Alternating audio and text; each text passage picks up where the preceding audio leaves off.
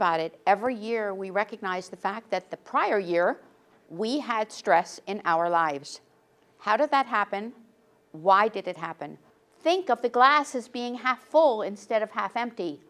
Don't think like my colleagues in the former Soviet Union who would say to me, Sharon, relax, everything is possible. Not everything is probable. I was thinking probable means it will happen. If somebody said to me the grand opening will be on your birthday and we'll get it all going, and a week before the birthday the walls were still missing, I wasn't quite sure that that was often going to happen. But I started to think about positive thoughts. What about adversity and a sense of belonging?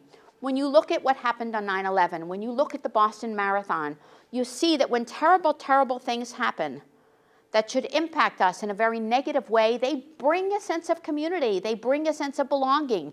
They mobilize the forces so that people are all thinking of the same thing, working toward the same goal, moving in that same direction, and being one. Let's look from a health standpoint at stress and cholesterol levels. Anybody here have a cholesterol level? Because the manufacturers of statin drugs believe that every person over age 40 should be taking a statin drug. What will that do to their bottom line? What will that do to their numbers? Great things. What will that do to the rest of us? From a standpoint of leg cramps and other problems, I can't even imagine the number of side effects, the number of consequences. It's a cry for help.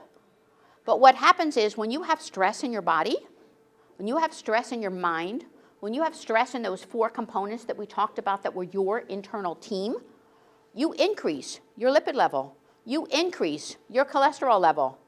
You have an inflammatory response in your body, and when you have inflammation in your body, that's when you have that dis-ease that we talked about earlier.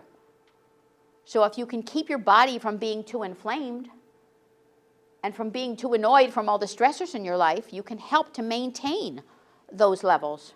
Value yourself and your ideas. In order for people to be happy in their work, these three things are needed. 1, they must be fit for it.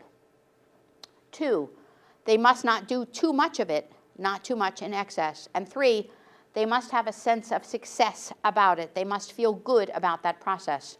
We're all part of something bigger. We're all part of a big unit. We're all part of a big city, of a big country, of a big earth. We're all part of something, but we choose to be who we're going to be.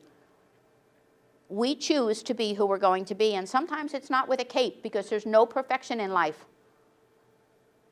It's not always a superhero with a cape who is going to save the day. I remember my 5-year-old grandson once said to me, you know, there's no such thing as superheroes. And I thought to myself, really? I should have known that years ago. I should have been able to tell my own son, your uncle. And maybe I should tell my other grandkids because they're all decked out like who knows who. I don't even know who these people are anymore. Green Hornet and Batman and Robin and everybody else. But there's no perfection in life.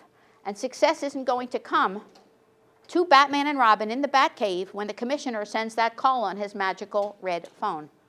What my grandson used to say was, the real superheroes in life are those people who are the first responders who save our lives, like policemen and firemen and paramedics. They're the people who are the superheroes, not people with caped garments. So what are the lessons learned? Every idea is useful for something. We're all useful for something. We're all part of a great big picture, and it's our choice who we are. If you want it to be in costume, great.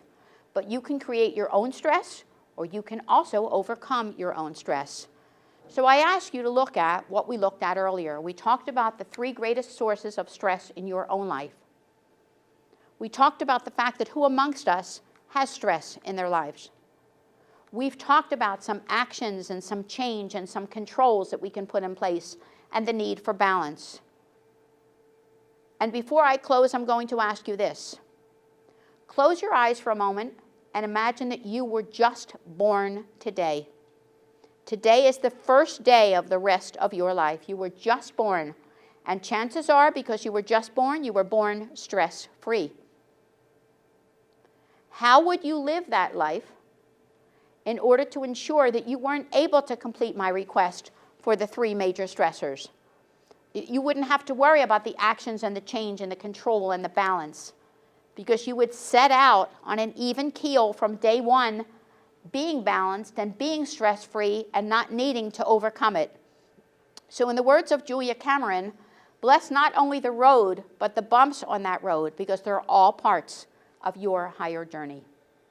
Thank you so much for being with me today.